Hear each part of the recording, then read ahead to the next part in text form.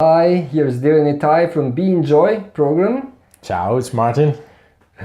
Hello, and I am happy to introduce a special guest, my dear friend, we will speak on topic of diet for well-being. And I will tell you shortly my experience after being 25 years vegetarian. I was completely depleted of energy because of deficiency in proteins. So we have to look a little bit, how to do our diet, how to set up the best diet so that we really nourish our body, so that we have enough energy. And Right. Martin is really the best person to tell you, because Martin is fitness trainer. He's managing also a fitness studio and helping many people to improve their lifestyles. So I am really also personally very much interested to hear from him about how you can optimize your well-being, because our program is of course about mindfulness meditation, and in my book Be Enjoy, 2 Steps to Mindfulness and Well-being, I wrote a short chapter, only 6 pages, on wholesome diet. But Martin will tell us much more in detail. So Martin, please. Yeah, let's expand on that.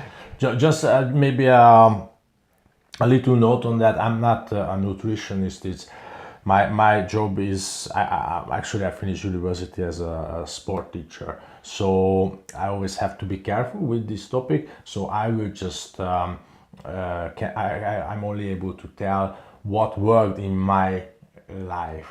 And Right. then everybody can pick, mix and match, and create their own way. But it's very important to not take anything from granted, because I'm not qualified to talk about these things. I'm just interested and passionate and enthusiastic enough to be involved in that. Yeah. But what is really interesting that we went the same way, more or less. Martin also changed to vegetarian lifestyle, and Right. also went all the way from unhealthy vegetarian eating to Yeah. healthy vegetarian Yeah, that's eating. the thing. Yeah, when you become vegetarian, I think especially in our cases, you are so excited, so happy to do that you sort of forget the structure or the formality to it. You're just happy to jump in. Now I no longer hurt animals. Now I no longer have animals in my body. Wow, cool. And that's really what it boils down to. However, maybe it's good to then take a step back and have a little bit more of an educated approach to whatever you do to your body. Old saying, cliche, you are what you eat, but it really applies to the body. Sure. So you should not be too easy about you should not disregard the know-hows of eating. You should, I think, always be eager to listen and learn, and also experience with your own body, because that's, I think, also a point that we can bring up, that we don't react the same way. In your case, and I think many will find that protein deficiency is a huge factor, maybe the key factor. Others will have other issues, whether it's lactose intolerance or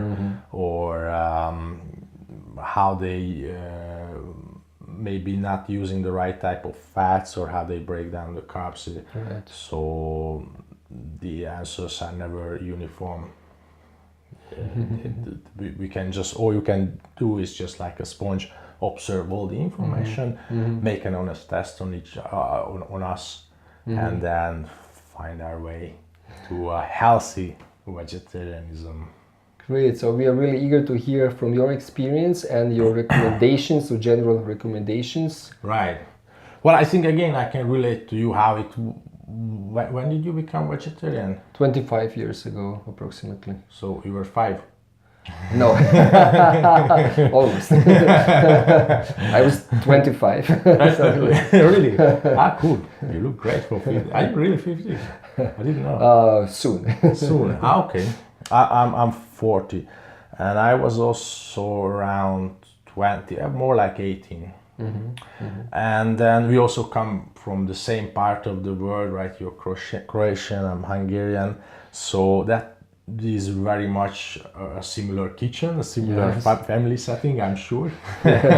Similar cultures. So what will happen is that your mom will be sort of supporting, she will sort of understand the new hobby of the son, and will basically, if daddy gets the Wiener Schnitzel and the chips, you will get the chips, right? That's sort of how it starts in the first days. And the same for me as well, and no wonder that later I needed to make adjustments to still keep up an active lifestyle, to still have a body that carries me through the day. We like to wake up early and we like to get a lot done, right? So for that you need some fuel, right? You need that Shell V power. If you really expect performance from your car, well, that's always a good analogy. How much time and money we are ready to spend on our car, and how soon we ignore the needs of our body. So we should never do that. If I talk about Shell V Power, which is a couple of cents more expensive, but if you have a new car, you are so happy to spend more on that fuel. The same should apply 10 times, 100 times to your body. You should never try to save on your house, because at the end of the day, if you expect performance from your body, if you want to get a lot done through the day, then you have to respect the body, and part of that is a conscious way of eating. We have to invest really something. Yeah. Also from a financial aspect, I never compare yogurts based on, oh, here I get 100 milli for this and this more. That's not how I think about my body, right? So I know different people have different financial possibilities. Yes. I'm not particularly rich either, but from the little I have, I always think, the body is pretty much number one.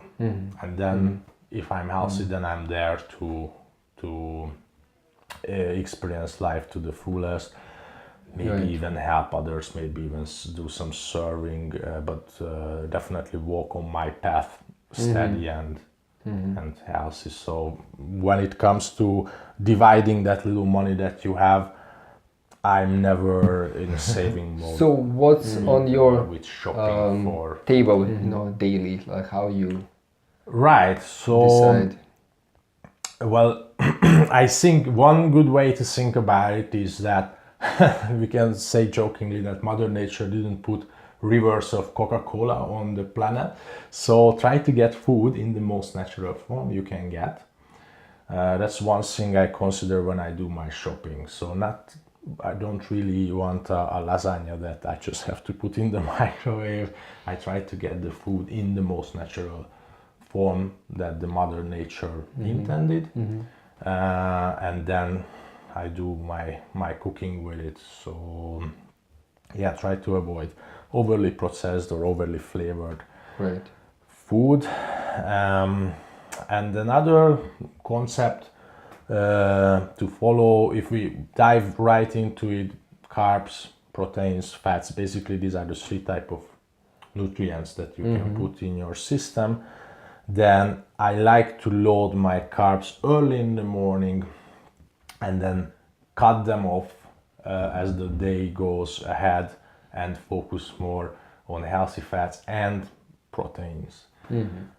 So that's another structure that I follow. Why?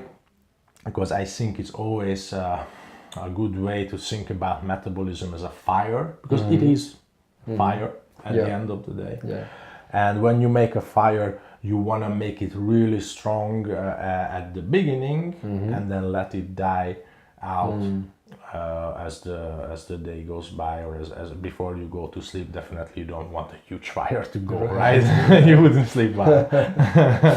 And from that aspect, the carbs, the heavy carbs, so your potatoes, your rice, your pasta, is taking place in my life before noon. Okay. Before noon, your metabolism is like a locomotive. You can really capitalize on those heavy carbs. And before noon, I'm more about quantity and just put it in. And from then, I'm turning my attention more to proteins and healthy fats, which are which take less energy to digest, but very important to keep your muscles well fed. When I talk about muscles, it's also very important to mention that it's not really about how you look on the beach. Muscles are necessary for every human being. Their size, their shape is irrelevant. How well they function, how well they are up and running is the question, and then comes protein in the equation. Proteins, particularly amino acids, are the building blocks of the muscles, and just like the heart is the engine that pumps the blood around, the engine of metabolism, when it really comes down to, is the muscle. Ultimately, it's the muscle that will capitalize the energy that you put through as nutrients. Yes, so, that's really interesting, because also from the weight of the body we can see that the most part goes on muscles, isn't it? Bones are not so. When we see. Well, in an ideal body, that should be the case. An ideal I was just saying, because I did a lot of body composition analysis, and in often cases we are more fat than muscle. Okay. We can get into medically dangerous zones of 50-60% body fat. I mean, that's alarming, but to have 20-30% is pretty average for the population, and that cannot be considered lean. And also, if you put it on a scale, it will weigh as much or more than your muscle mass. It shouldn't be the case, but realistically, I cannot say that the population as such have more muscle than, let's say, fat. And then, of course, water is also a huge part of our body weight. Yeah. But of course we want to feed more the muscles than the fat. Yes, definitely. So, and the proteins are the food for the muscles. Yeah, definitely. In fact, fat is like sort of like potato sitting in your how you call it, in your storage. Fat is not an integrated part of the body. So it's important to know it's not sitting there to make you look bad on the beach. It's sitting there because your body thinks, okay, I need to save some energy, because this guy is not living a life where I can use everything up. I might as well store some. Okay, that's what fat is. It's not an integrated part of you. That's why fat removing surgeries can move like this. They just cut it out. It's not like cutting your arm off, right? It's not an integrated part of your body. And yes, you should be making efforts to carry as little as possible. We need some storage, but definitely not, massive kilos and kilos. So getting lean is not just an aesthetical issue, it's a huge health issue. Right. And there are also some percentages that are given by nutritionists, how much in percentage we should eat of carbs and how much of proteins. Yeah, so if you look at a plate, you should be seeing, well, depending on the time of the day, but let's talk about the lunch. For a lunch, you should be seeing equal amount of carbs and proteins, and about half of that amount in fats. So 40-40-20 is a good number to go by. If you see your plate, 40% carbs, good carbs, okay, 40% proteins and 20% main fat sources, again, preferably good fats, not trans fats, then you can go ahead with that meal. Otherwise, your balance, you are out of balance with your diet, which maybe happened in your case that led to the protein deficiency, is that without really looking, without really thinking, you were overloading your body with carbs, and that can lead to a lethargic state, that can lead to a state where you don't even feel like waking up from the bed. You are anything but active. Why? Because your body is working without you noticing. It's working to metabolize all those heavy carbs, and the body doesn't really know why. Like, is this guy going to cut all the wood of the chopper of the local forest, or what is the plan here, right? So we have a carb intake that is not in harmony with our lifestyle. We are not Roger Federer, right? We're not playing extremely long, enduring physical games. So yes, if you feel that the carbs are more in your diet than the protein, that should be an alarm. Yeah, it's also interesting what I'm explaining in my book, how the chemicals are influencing our brain, right, and our state of well-being. So sometimes we think, well, I'm depressed, I have some psychological health, but we see we change the diet and suddenly we are again, normal person. Yeah, it's also how your body reacts to the nutritions that will compose your body from a biochemical point of view. So yeah, you're definitely looking for balance, because as you said, if your diet is imbalanced, that the chemical reactions will also create unfavorable environment for your body to be really active, really up and running. It's not really normal to wake up and be like, oh no, another day. No. I mean, if you get your diet right, and also if you use that's more philosophical, but if you use your day in a favorable way, in a way that you love, then waking up should be a jolly experience. Yes. Jumpy. Yes. Let's get it going. So that's also a huge alarm bell if you are very lethargic and very grumpy in the morning. Chances are that your recovery period was not ideal, and chances are that you didn't put in the right nutrients. Or the right amount, or the right ratio. Yeah. So also because of the modern lifestyle, many people make the biggest meal in the evening, right, which is also not so healthy, because our system fire is not there anymore. Yeah, exactly. And then the recovery suffers also. Oh yeah, hugely. I remember even.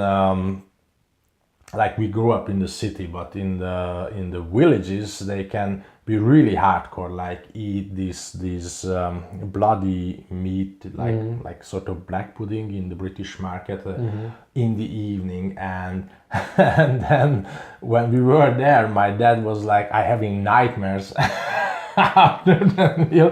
I mean, imagine how was his sleep quality? None. So, but it's not really talk against meat, because that's a whole other topic. I think mainly if you watch, I would imagine that you are vegetarian or you have a big interest in vegetarianism. So let's talk about carbs. Carbs, again, as you said, are meant to build up that fire, to get physical work done.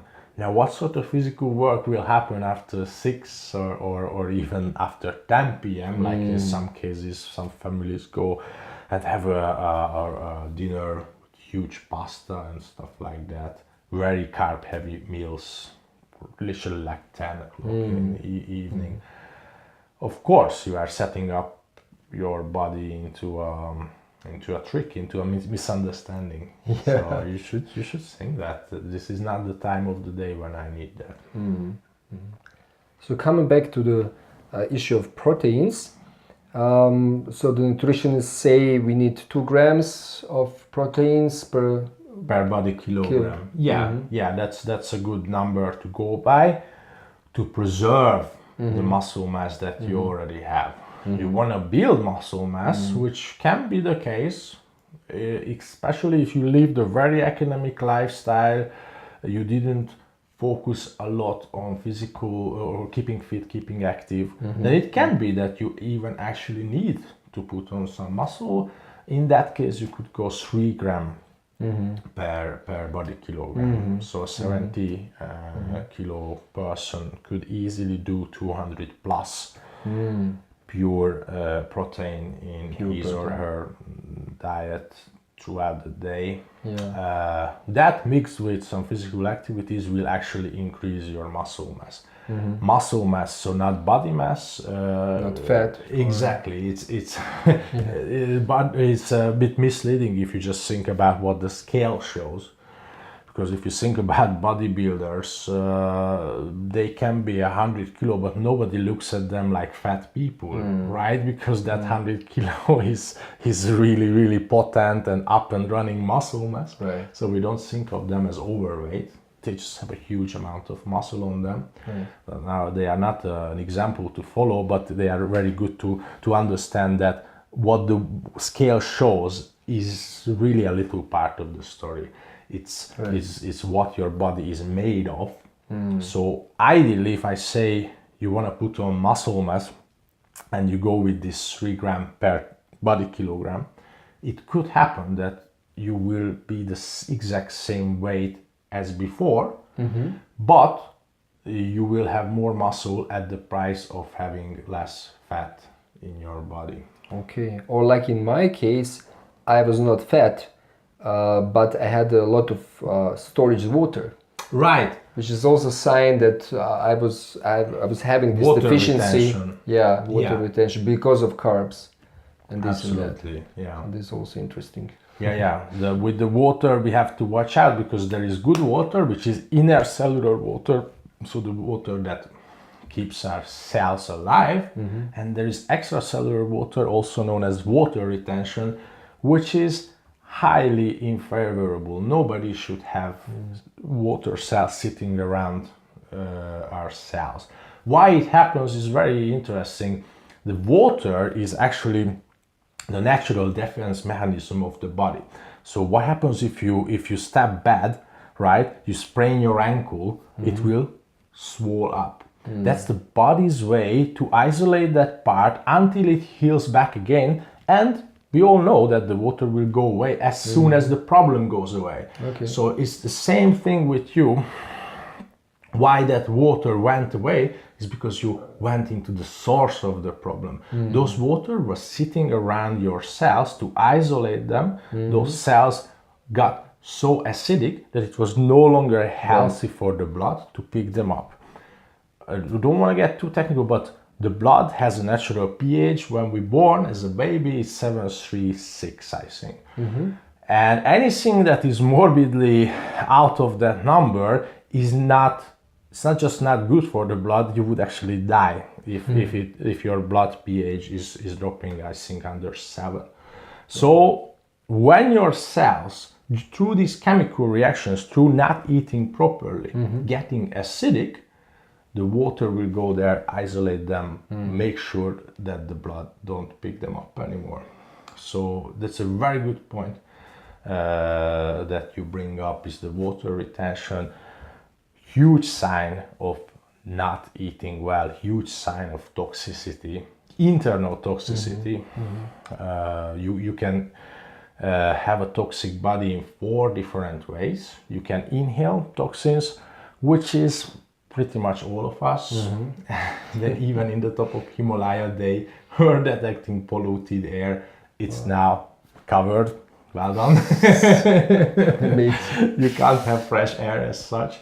You can't really have like pure water either, because all the waters of the world are connected, and if you pollute some waters, they will connect with the rest of the waters. There is no such thing as isolating the water and then it's mine. No, they all get back because all the seas as primary sources are polluted. exactly because of how the water works on this planet. They will always connect with each other in one of their forms, ice, steam, or actual fluid. Right. They will connect back. So that's another way you can toxify your body. Inhale them, digest them.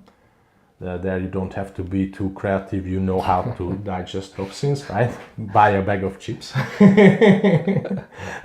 One of my friends said very funnily that when you buy a bag of chips, actually the packaging material is the less of the rubbish.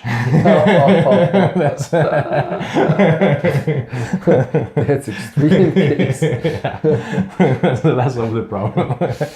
So yeah, you can digest them, you can inhale them, you can absorb them, you can put it on your body through using parabens and all sort of creams that are not really designed to be absorbed through the skin and get into the bloodstream. Just don't think that they will stay on the surface. And the fourth way, which was, I believe, your case, is the internal toxification. That's when you put your body into situations where it creates toxins. The best example of that is stress. We all know that when you stress yourself, you release cortisol, which makes you live. That is an internal toxin. Okay, cortisol is meant to slow down the way your body lives. Okay, adrenaline is boosting everything. When you are rushing adrenaline, you live. You live 2 seconds in 1 second. Cortisol does the opposite. Neither of them is very good if they are largely in the bloodstream. So you had a lifestyle, you had a nutrition that was internally toxificated your body, and the water retention was a clear sign of that. So maybe our viewers can also do this test quickly on them. You want to know if certain parts of your body have a fat problem or a water problem. It's all about the temperature. So water, when you have water retention, those parts are typically cold. Okay, fat still have some circulation, so the fat is going to be body temperature, but the water not. That's exactly the idea why the water is there, so that the blood is not going there. Okay, so in this part of your body, the forearm, you never have water retention because you don't have lymph nodes here. So if you pinch yourself here, that's your body temperature. And after that, you go to the area of question, like double chin is a typical sign of water retention, or what they call the bingo wings, which when the old ladies play bingo and they start to fly here, that's a bingo wing in fitness terminology. So you grab that part, and if it's colder, straight away you know you have water retention.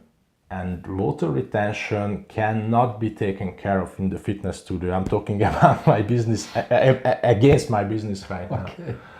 You're not going to get rid of water in the fitness studio. You have to change the way you eat. Simple as that.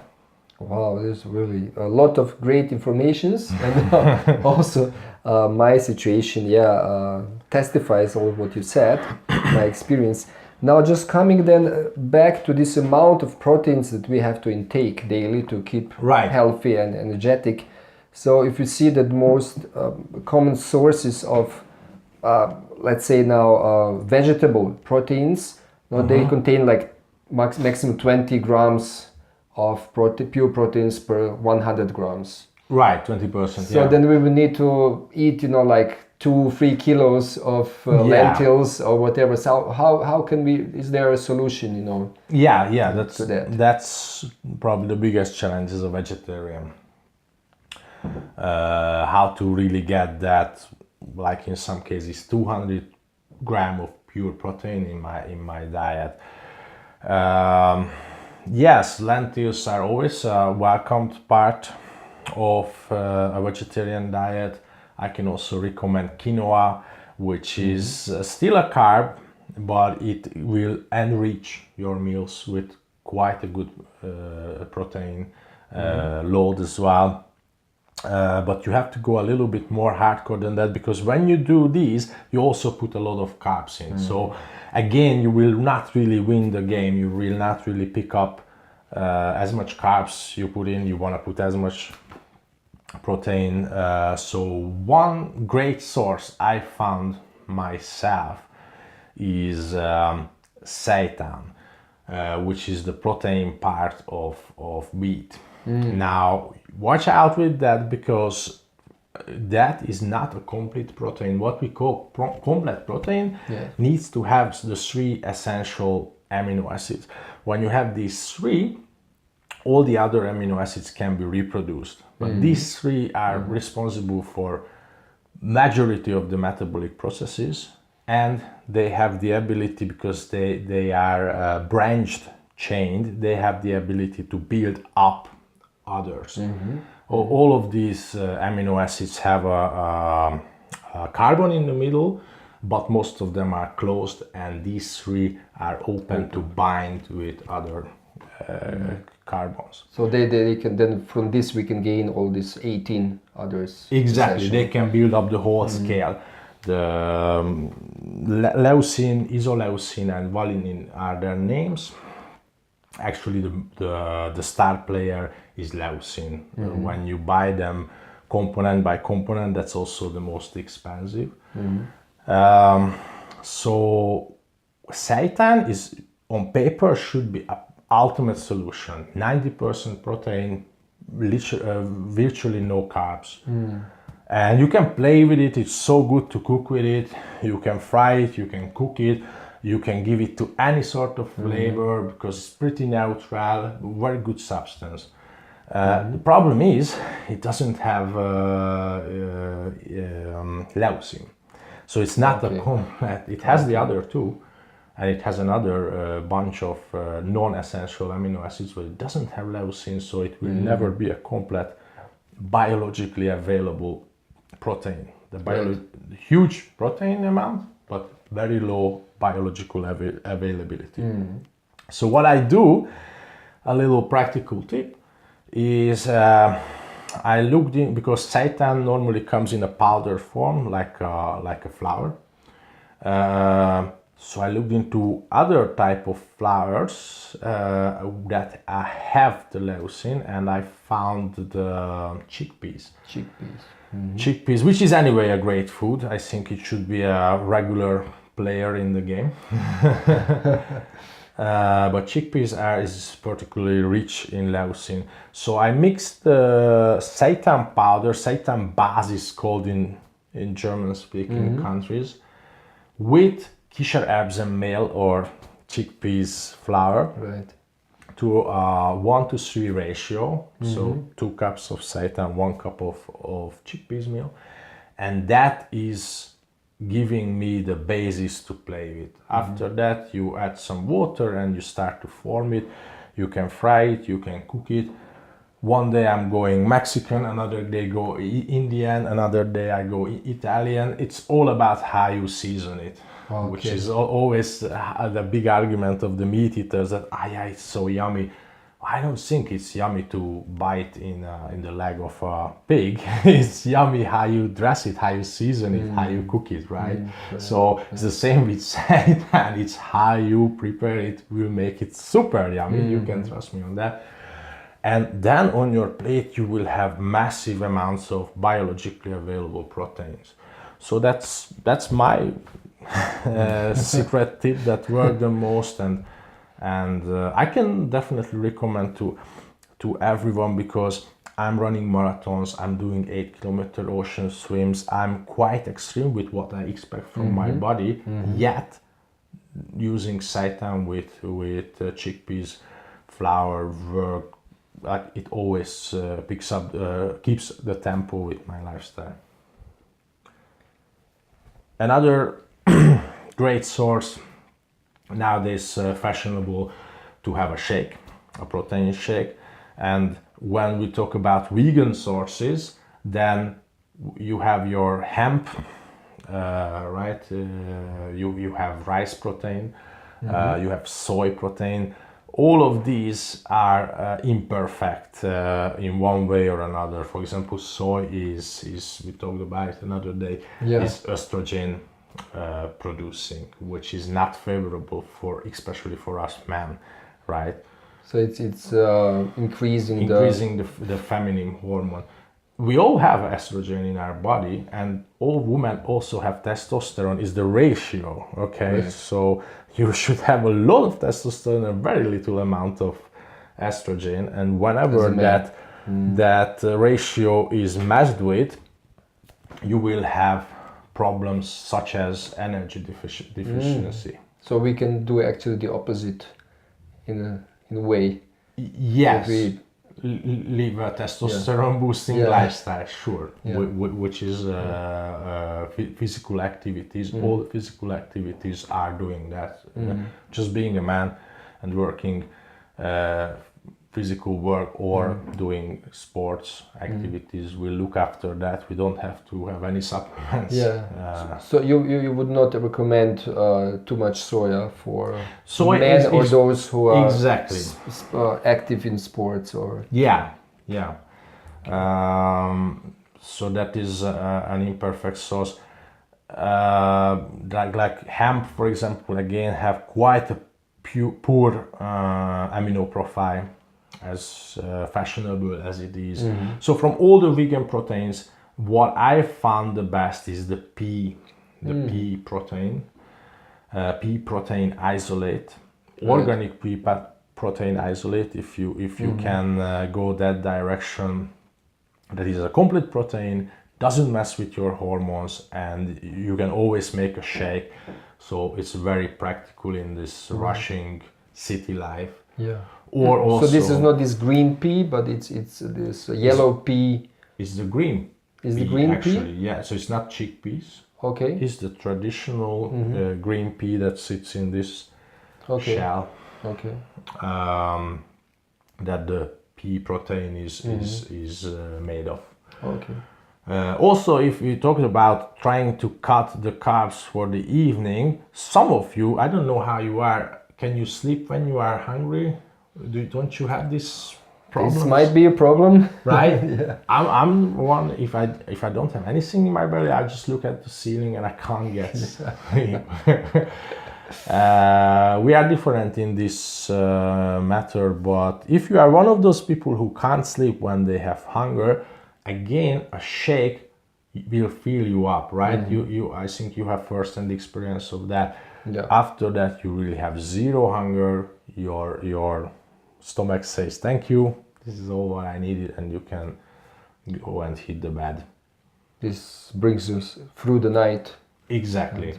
Keeps feeding your cells in this very important recovery period, cell regeneration. You will have enough nutrients floating in your bloodstream for that. Like if you break down your muscle fibers through the day with physical activities, they can recover and come back stronger when you sleep. So yes, I think the two main suggestions would be this mix with the seitan and the chickpeas and the peas protein powders that are like super practical, ready to go shakes. Martin, thank you so much for all these valuable, interesting information. More than welcome. I hope something could be taken home from it.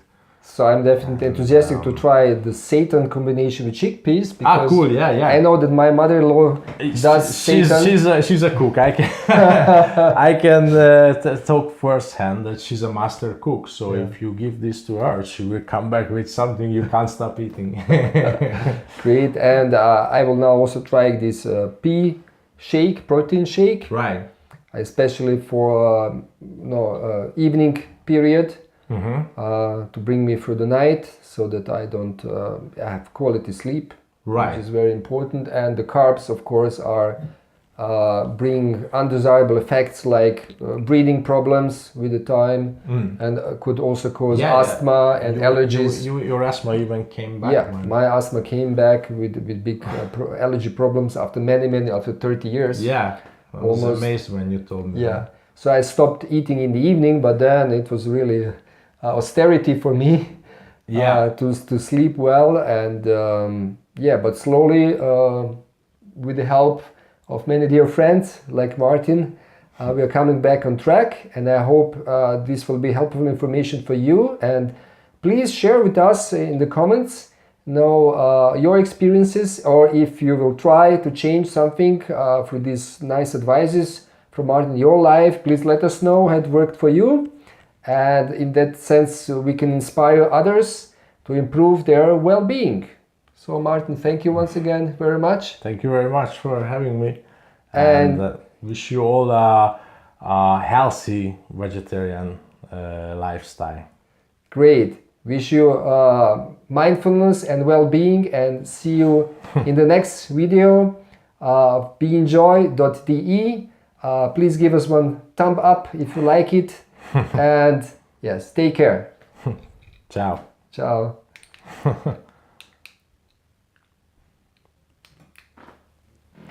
Cool.